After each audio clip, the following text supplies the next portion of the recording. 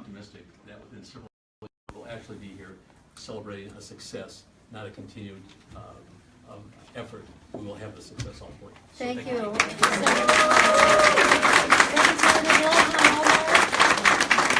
Good afternoon, everyone. I first want to congratulate and thank all the women and the men in the room who are wearing red in honor of a Women's Day. Today is a day internationally we celebrate the achievements of the women that came before us. We fight and continue the struggle for the ones that are present, and we work super hard for the future generation yet to be born. Currently, in the only right women have in the Constitution is the right to vote, and even that we know is constantly being challenged. And the U.S. is one of only 3 industrialized countries in the world that has no paternity leave. For someone who pays attention and is aware of what's happening internationally, for our country to continuously say that we are #1 in everything and to uphold ourselves as a beacon of hope, for us not to provide for the women in our country is a shame. And so I want to make sure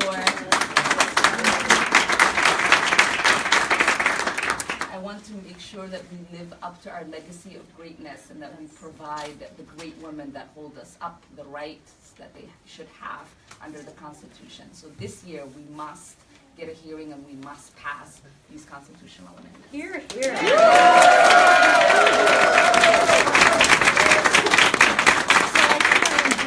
Numbers, so we had SF 224 and HF 189 there, and the next two I'll have are SF 101 and HF 313. Just a quick word from Scott Dibble, Senator Scott Dibble and Representative Frank Hornstein, who also have this bill up. Really quickly. The Scott and Frank show. Get it on Twiddledee. So it's all been said so well and so beautifully already. So I'll just share a couple of personal thoughts. I was asked, I was interviewed at the Women's March, and then I was interviewed again yesterday. What does International Women's Day mean to you? What does the Women's March mean to you? Why are you here? Why are you present and showing up? And I just wanted to talk a little bit about my grandmother without crying, I hope. My grandmother is why I'm a feminist. She was the grand matriarch of the Dibble clan, and she was a force. And she took the time to talk with me and my siblings and my cousins about what life was like back in the day, and it was tough. She worked very, very hard. She was very passionate. She worked out of the home, but she also worked very hard in the home. And she talked about what it was like for her and her girlfriends before Roe v. Wade, what it was like to work as a woman in the workforce and be responsible for raising children and keeping a household. And she was just a mighty, mighty force and a teacher, and very, very proud of her family and of her kids. I'll never forget coming back from the Capitol with my sister. We were late to a big Mother's Day brunch that we were having in her honor and honor of all the mothers in our family. And we told them we had been at the Capitol at a pro-choice rally, and we, being a little bit sassy, we told our relatives, who are very mixed on that subject, where we were and why we were there. It caused a little bit of a political squabble at the dinner table, and she shut that down really fast. And she told our family how proud she was of myself and my sister for having been at that rally. Yeah. That was my grandmother, so great. Shirley. So great. And just one more quick thought. I was, Twitter trolled a few weeks ago after introducing Senate File 101. Someone was asking from the transgender community, would this discriminate against transgender people? And my immediate reaction was defensive, because of course it doesn't. It upholds all of us on the basis of gender and our rights. I'm glad the question was asked, because it gave us the opportunity to answer that question. Yes. We would just clear the decks with our arm of all of the silly nonsense that we struggle with today in all over the country, based on who we are as people. And that's what this constitutional amendment is about. Thank you. Yeah. Slide 5, the honored to be here. Thank you, Representative Folliard, always a representative of the people. It's no coincidence that the first day of session, all of you were here as well. That's right. Because that shows what an important priority this is. You come here the first day of session. And it's also no coincidence that the resistance to Donald Trump and this administration was organized by women.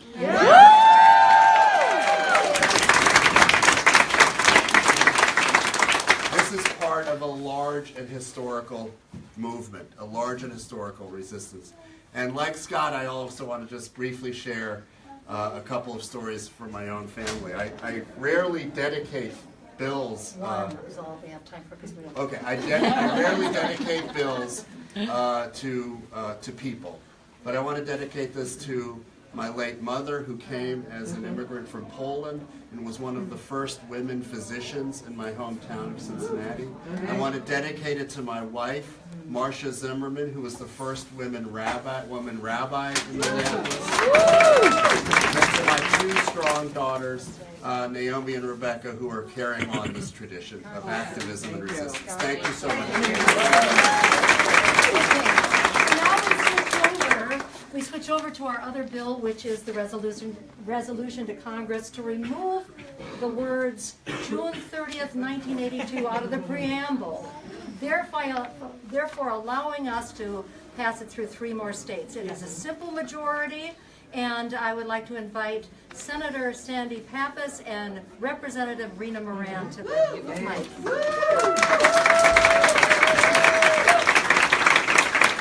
So good morning, everyone. It's always great to have a man stand up and support women.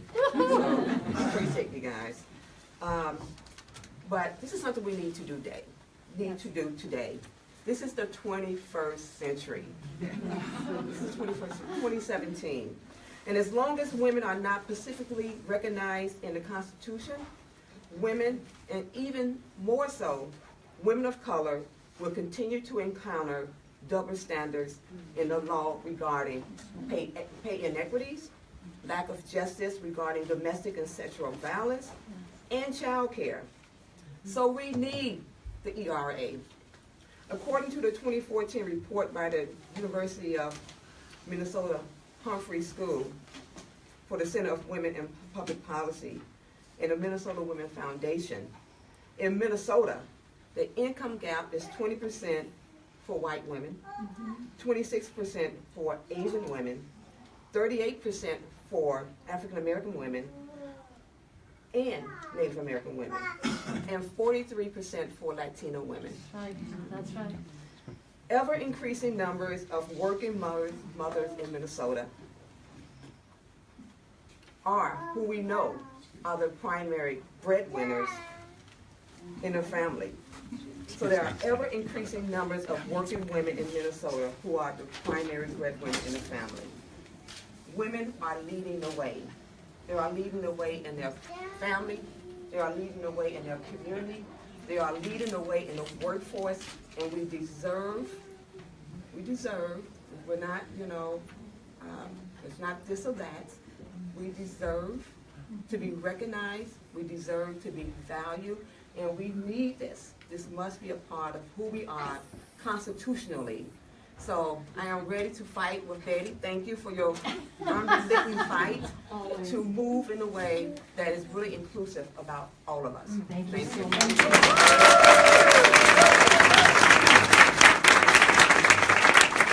I was very pleased to be one of the speakers at the Women's March. And for those of you that were there, I led the group in a short chant, which I want you to join with me just for twice, okay? It's going to be refuse, rebel, resist. Ready? Refuse, rebel, resist. Again. Refuse, rebel, resist. Now the fourth R word is actually rebuild.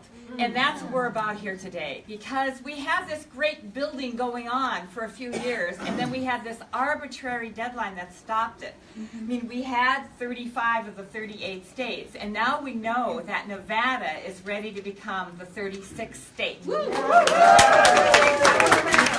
ways to go, but we have this really arbitrary deadline that needs to be removed. And so that's what our resolution is about to Congress, is to say there's no reason to have that deadline. Let's remove it. Millions of women in the United States and with our sisters around the world want us to be able to have an equal rights amendment. Hear, hear. So thank you all for being here at the Capitol. I encourage you to come back often, and because we love to see you. And oh, just to note that at 11:30 we're all going to meet, women legislators and staff dressed in red, and you're welcome to join us, are going to meet at the Supreme Court steps on the first floor going up to the second floor and do a group photo. Yes, yes. And finally, I have Kristen Bonner, who is one of the 14 organizers of Women's March Minnesota, to wrap it up. And then we'll take questions. Hello, everyone. Hello, ladies, gentlemen, allies. We're so happy to be here today with you.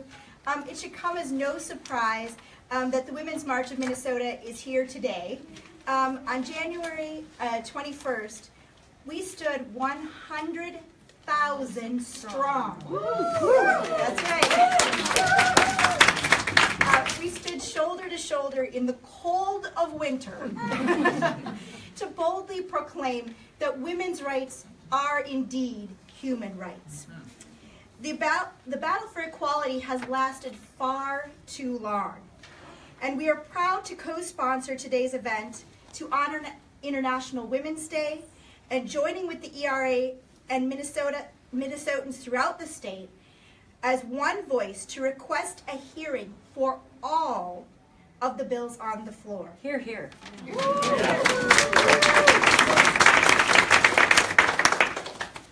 The current reality is that 97% of the population believes that men and women should have equal rights affirmed by the Constitution. And most Americans believe erroneously that we are already afforded this protection.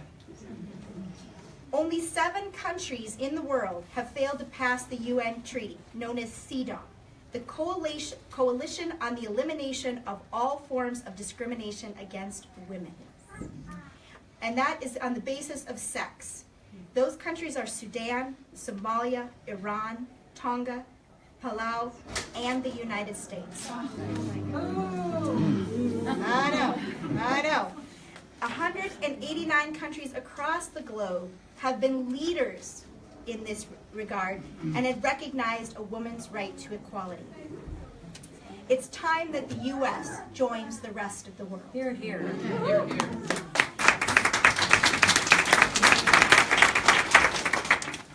Today, as women across the nation unite in a day without a woman, we embody the words of Senator Patricia Torres Ray, who said, "Together we are stronger.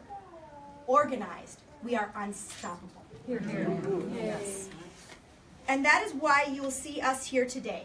We are strong, organized women from our communities that have come to speak with our representatives, to stand before them today and show them the people behind the passion for equality. Yes. And with that, it is that passion that guides us here today in saying that we demand equality. Hear our voices. Hear, hear. Now,